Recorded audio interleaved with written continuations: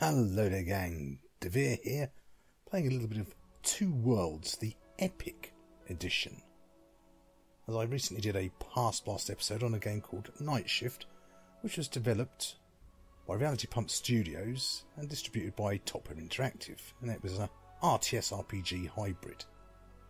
Well, this game was also developed by Reality Pump Studios and distributed by Topper Interactive, which is what got my mind to thinking about it, and I thought I'd share some gameplay with you chaps and chapesses. So setting wise, graphics, very limited amount. We also have a grass draw distance. I suggest you turn down for reasons we'll explain once we're in game. Interface, camera sensitivity, quite important, as well as that mouse wheel zoom or select. I'd tick it to make sure it's select action. Keyboard, all rebindable, you know we like that, and finally a few sound settings. So with that covered, what do we get content wise? Well, apparently there's multiplayer. I mean, there seems to be some servers up, but yeah, it says something about creating an account and something or another. I was like, yeah, in your face, not happening. So I'm coming at this purely from a single player's perspective. So let's start a new game. You can set your difficulty level here, but for this I'm going to just leave it on easy for the sake of brevity. You get a very basic character creator, and you can only play as a chap in this because it's story related as to why. But yeah, that'll do for now. So I shall use the power invested in me by video editing to skip the rather lengthy intro. I shall see you guys in game. So we're in. This here's our character, our nameless hero. WASD controls you in your movement. Then you've got F to enter and exit combat mode. And spacebar is your interact key. So a bit of an odd setup, but especially when it comes to the jumping, because E is for your forward jump, and Q is for like a back jump or a back dash for when you're in combat. So this is set in a mythical kind of land, so you do have melee, archery and magic. And doors are automatically shut. So down in the bottom left there you'll see our hot bar, our actions hot bar, because we're not in combat mode at the moment. For example, if I press 2 now on my keyboard, I'll go into a sneak mode. Whereas if I was to be in combat mode, now you see the icons down at the bottom left change. So I can free for dirty trick on the keyboard, and that kind of kicks dust at the enemies. It's also context sensitive, so I'm just going to quickly set my archery up to open up with a volley of a couple of shots. And also, if you look at the keyboard dive, if I press 1, I can place a trap. So I stand the other side of that, and let's open up with a few arrows. What do we have here? Oh, we actually nearly killed that one. It's not bad. And he's hit the trap. So I'll go back now, quickly switch back to my melee. Let's try and kick dust in his eyes. Bet it doesn't work. Ah, there's a surprise. So you also notice my sword passing through a few times. This is... oh, that's surprising. You see, this is very much an old school RPG. It's all very much stat-based combat. What I mean by that, as you see there, my attack is 58 and my defence is 58. So if my attack's higher than their defence, the chances are it will score a hit. If not, it won't. You also have things like automatic ducks and dodges, as well as your backdash one. So let's just assign those character points we got given. There's your skill tree and your magic tree. At the moment we only have air magic and fire magic unlocked. Necromancy, water and earth magic. We need to find a mage who can teach us in exchange for some gold to unlock those magic schools. And the same here with our skill tree. So for example there, that dirty trick one. So it comes with some positives. It has a probability of 19% of blinding them for 1 second. And when they're blinded they will receive 200 damage. But the downside is it doesn't work on enemies with a shield. In fact, most things come with positives and negatives on the active skills. So there's a bit of a Witcher vibe going on. and everything has a negative and a positive, or at least most things do. Just not quite as many cartoon boobies. So yes, combat is very old school, which of course means early game can be quite frustrating as you watch your sword pass through them time and time again. Let's see. Same if I had a shield equipped. You can't directly actually block with it, it's all just part of the automated combat stat system.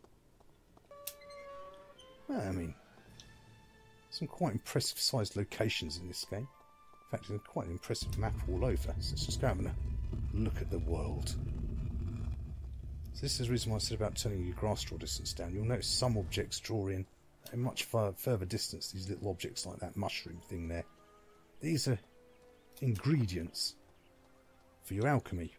And there's quite a few ingredients in this game as it goes.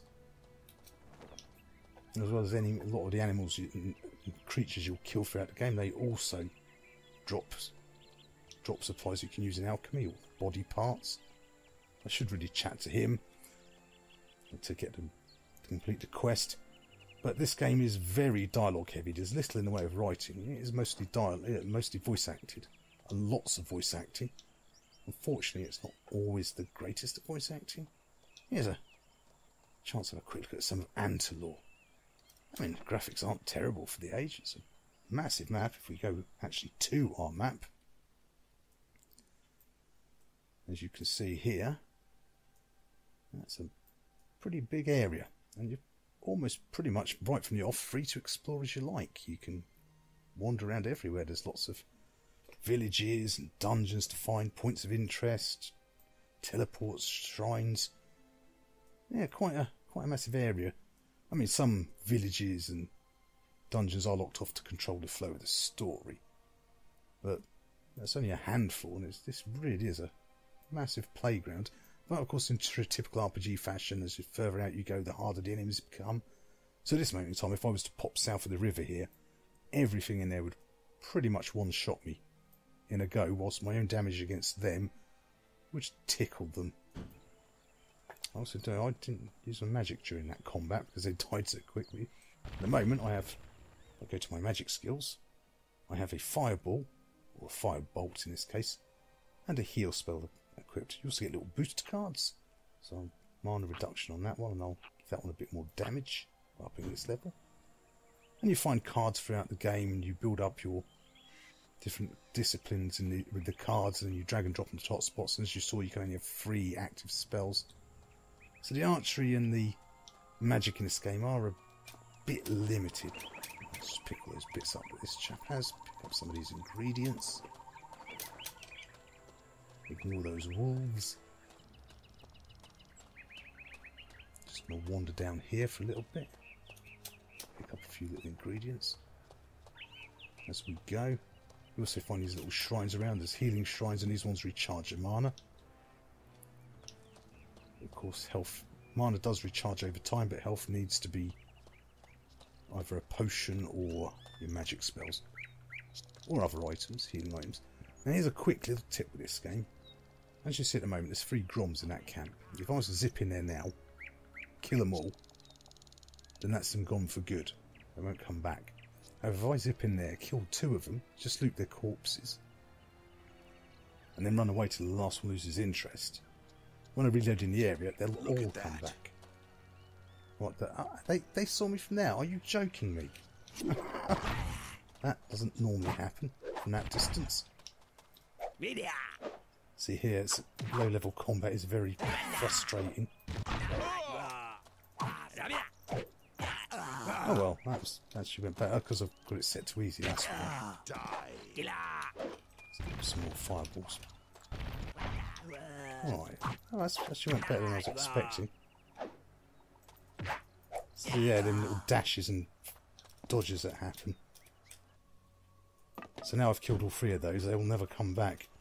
Now there's a reason why you want to keep that in mind for the low level grinding. Because the skills I mentioned that you need to unlock, I think that shield's going to be better than the one I've got. You need to find skill trainers that are all over the map. As you saw, it's a big map. But your skills, the cost of the skills it takes to train you in gold is related directly to your rank. So at the moment, because I'm super low ranked, it's only 100. It's only 100 gold per skill. Whereas not too long from now, it'll be 1,000 gold a skill. And then by the time you reach mid ranks, then it's going to be 10,000 gold per skill. So if you want any, it's best to find the trainers early and unlock the skills and the magic you need as soon as you can. Because also, it's not just enough to find a trainer, but not all trainers teach all skills. One archery trainer might only teach one skill, and you need to find another one to teach the rest. Just going to quickly skip this dialogue with a spacebar. He's only a trader NPC. Let's see what we've got here. Oh, right. I can quickly show you the. Before I flog anything, I'll show you the upgrade system this game has. So as you saw there, they're both glowing green. Anytime that happens, you can just drag and drop it over the top of it, and it boosts the stats.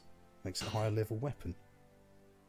But of course, you've always got to kind of balance it, because you'll get more for selling weapons individually. But of course, you also want to collect gear up and try and upgrade it so that you've got personal armour's pretty good.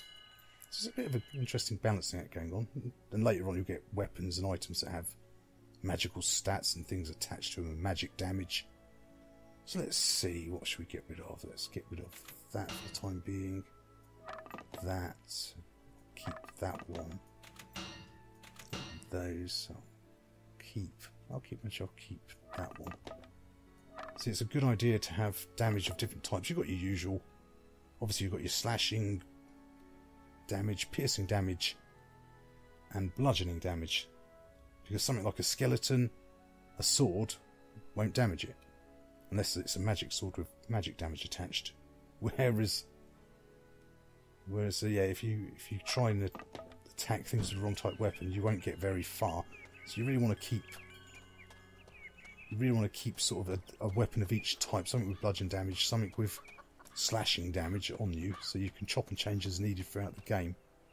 So here's a quick little tip. Now I'm going to chat to this chap, who's incidentally my favourite voice actor, because he actually sounds like someone I drink with in real life. Because he is the most important early missions you can get in this game. But I shall use a space bar to skip a lot of the dialogue. It's good to see you still in one piece, friend. You seem to be in fine fettle. Farid, I should have known you would end up in a place like this. So the society finally had enough of you, eh? How true. My future in the society looks bleak. Is your okay, we'll start skipping some of this. Take this for you. Go cautiously, friend. Live long and prosper. So he's now given us the teleport activated that allows us to activate teleports. Oh, and incidentally, story-wise, that chap there is a chap you need to speak to get this actual main quests underway. The story is basically simple enough. Your sister's been kidnapped. You're looking for her, then you've got a letter telling you to come here to this village and chat with him. So, I mean, as you can see, this is a very busy... Oh, really? They picked that from that distance? This is just... They don't normally. I don't quite know why they are. Hello, what the... Oh, there's a random bow sitting on the ground. Ah, now he's got a magic weapon. Adds to Vitality 1. And has some spirit damage as well. So let's equip that for a little bit. Of course, this is a two-handed weapon, so I can't use my shield with it. As far as gear and weapons in this game goes, there is absolutely almost endless. It's hard to quite see it at this low level, of course, but that's interesting. Later on in the game, when you get higher level, the sheer amount of gear and the sheer amount of everything, really, this game, they don't stinge. See, again, I wiped them all out, so they will never come back again, so I can't use that to grind. But there'll be animals down over here somewhere. There's groms just over there. There's a bandit camp just there. It's quite easy to end up with a big conga line of enemies following you as you try and progress across the map. What's that? Oh, this is... Oh, I'm out of armour as well. It's foot trapped, so I can't con him into coming over it. There we go. Having a magic weapon with some proper damage on it doesn't half help. they don't normally pick me up from that sort of distance. You've also got a pretty tight weight limit at the beginning of the game, of course. Oh, and now we've got the bloody wolves after us. Right, where's my skills? I'm just going to quickly pop some more of these in. Let's have one more in strength. Right, has he got anything we could use? This can combine all those down. So you can really start building... Oh, we've got some adds lightning protection. None of these enemies have got lightning attacks, but never mind. Oh, and there we go, lightning damage. And that has spirit damage, because you only have one exotic damage of a type at a time. I've got to be a bit careful, I'm nearly out of... Is there any shrines around here? No, there wasn't. Right. So that's why I said about in the game settings to set up your scroll wheel to control your actions. So right now we can... Oh, that was silly. I forgot to switch back to my firebolt. Because these wolves, even at low level, can damage you quite rapidly. Let's see, we can pick up some parts off of them. We can use in our alchemy. So where was I? I was just trying to sort of say about the sheer amount of content you get in this game. Between the archery and your standard weapons, just axes, two-handed axes, swords, single-handed swords, staffs and staves for your magic and everything. Enemy types, there's masses of enemy types in this game. It's not just bears and wolves and that kind of thing. There's plenty of mythical creatures. See that chap there? He's an archery trainer, for example. At the moment, it only costs 100 gold. But that won't last that for long. So I'm going to just quickly flog some of this gear off here to this chap. Show me your wares, good man. Oh, combine them.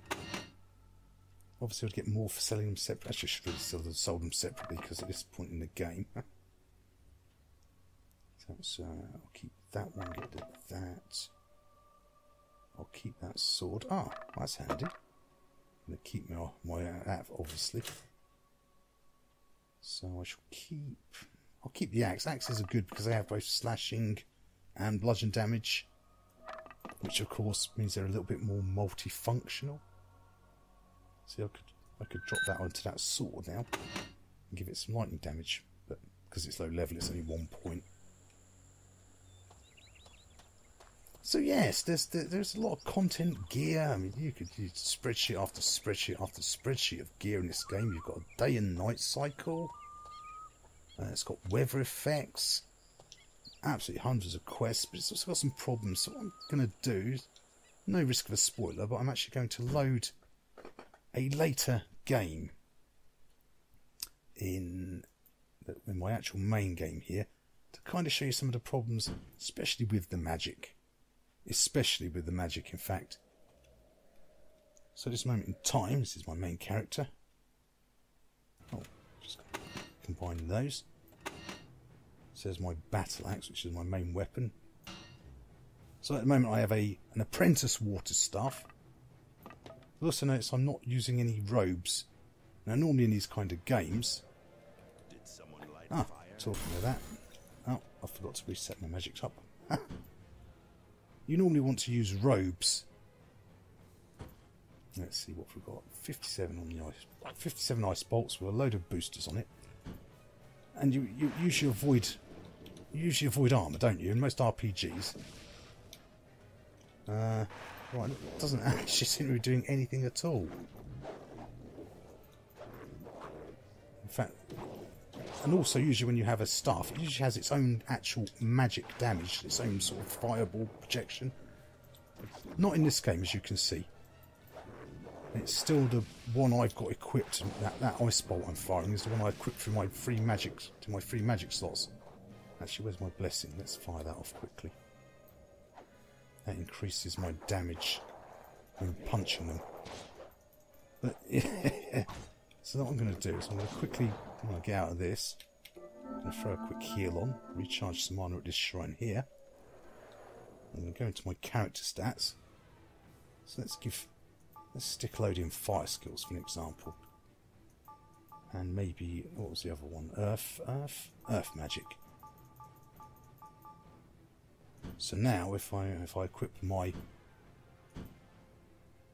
that, see, there's no direct, it just adds 500 points to the mana, and then it also does basically some bludgeon damage. Well, it doesn't do any extra. Some of them usually have it usually has an added damage bonus modifier. And you see, I can't add spirit damage or anything to it. So to try and do an actual mage style playthrough in this game is much harder than you would expect it to be. I find it much easier to do a sort of dual build as a fighter with magic as a lot more of a force multiplier, because robes really are quite useless. Lots of them don't add anything to your mana pool or your willpower or anything like that. And normally in these style of games, in RPGs, robes are specifically dedicated to them sort of stats.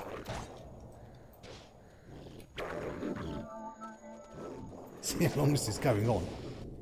Right, let's cut this short. So if I go back to what I would normally have as a setup, which is freezing wave, bit of crowd control, and then much easier. Is that not? So it's not just the fact that the magic's, it's very wacky the way it's set up. The fact you can only have your 3 active spells, the fact that things like staffs and robes don't really add much to the actual magic side. I mean, that staff was adding 500 mana points, but I already have 2,000, nearly 2,800, just for my own skill upgrades and from what I'm wearing here. It's very wacky, but so this is, as I said, this is the Epic Edition. So what happened with the Epic Edition was apparently there was a couple of expansion packs, which is news to me because I don't recall any expansion packs for the original 2 worlds. So they bundled them together, they fixed a few minor bugs, but they also rebalanced the game. And one of the things they rebalanced was the amount of magic cards you dropped. I mean, I've got a fairly good deck here, of course, because this is quite late game. But these sort of things used to drop regularly from just normal combat. You used to find loads of them in treasure chests that you get around the place. And they've reduced a lot of the drops of them, as well as things like rings. So you're freezing them in place to give yourself the fighting space. Blessing to give massive damage to your stats. Much easier, and then with the heal for when things go wrong, because of course you get enemy mages and enemy archers. As you can see, very good selection of enemy types. But this is a much quicker way, because of course now I'm quite high level. It's nowhere near as frustrating as it was at low level. But yeah, so they rebalanced the amount of drops of things, which is also quite frustrating. What's that? So this is your typical Reality Pump Studios game, really. There's lots of intriguing ideas. Some massive, as you can see if I look now. This is to give you an idea of the scale of the game, of how far I've been round. In this, there's loads and loads of side quests. Absolutely masses of them, and you really, to complete them, you will need to explore this map, believe me here. Some of the things you need to find are very well hidden away, and you might only have a few clues to go searching for. You do have a lot of magic spells, but it's a very cumbersome system. Archery, again, because a lot of the time when you're in dungeons, it's so enemy heavy, and they're so close to you, you don't have the space needed to kite them round unless you dump all your skills straight away into archery. So yeah, the cumbersome interface of your active skills and your passive skills. Well, passive skills is easy enough; they're always on. But things like having to, if I had my combat out and kick dust, I think they thought you'd have like a bit of an MMO thing going on, where you'd have multiple tabs and setups going. It keeps taking you out of combat, and it constantly go into your magic, drop and drag something, and let's have a summon a reaper. I can have a friend to help me out. It's got lots of interesting stuff.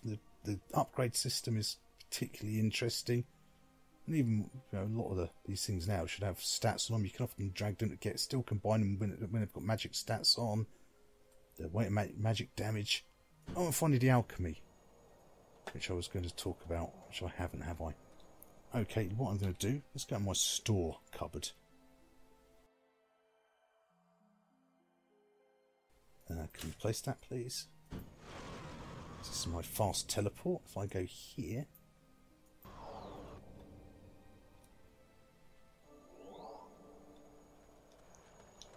it's my own personal teleporter. That's why it's really handy to do that Guy Ferrid's quest right near the beginning. Give you an idea of the... See, there's lots of content here. You definitely can't knock them for that. Between weapons, armours, enemy types. I mean, here. Most of these... some of these things are just mana potions and that I've collected loads of.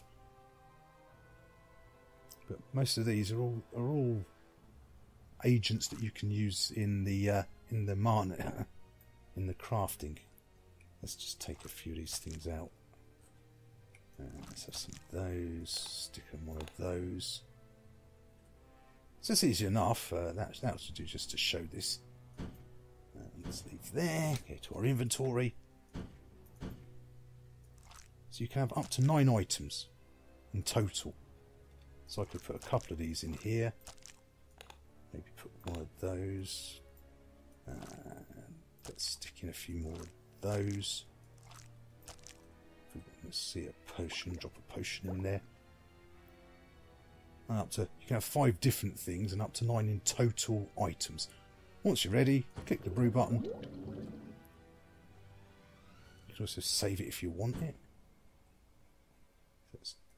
What does this do? Cures all poisoning, heals small wounds, increases strength by 31, increase willpower by 2, and increase protection against cold by 18, and the effect will last for 49 seconds. Because my alchemy skill is very low. And as you saw there with the amount of ingredients. So yeah, there's tons of content. Just enemy types, side quests, main quests, areas to explore. I mean, what? I think I've still got about 30 teleporters to find. Where are we? Where's my... No! There's 100 in total and I've only activated 63 of them, so there's nearly 40. There's actually 37 left to find. Yeah, I've been that much over the map. And somewhere around here there's still 37 teleporters. But yeah, so it's just those irritations really. The archery and the magic are a bit underutilised compared to most other RPGs. But other than that, lots of quests. There's a few still little remaining minor bugs as well. Some quest lines that even after you've completed them won't show as completed, even though you get the experience and the rewards for them. The sort of cumbersome interface and the having to unlock skills through skill trainers and you having to make sure you do it quite early. But great variety of scene, different locations on the map. Good variety of different enemy types and weapon types. It is your typical Reality Pump Studio game. Lots of great moments of inspiration, flashes of brilliance. All held back by some rather rum interface sort of kind of decisions. So they've got I forgot I still had my I still had my Reaper on there. I'm not sure why I can't. I'm not sure why I can't activate my.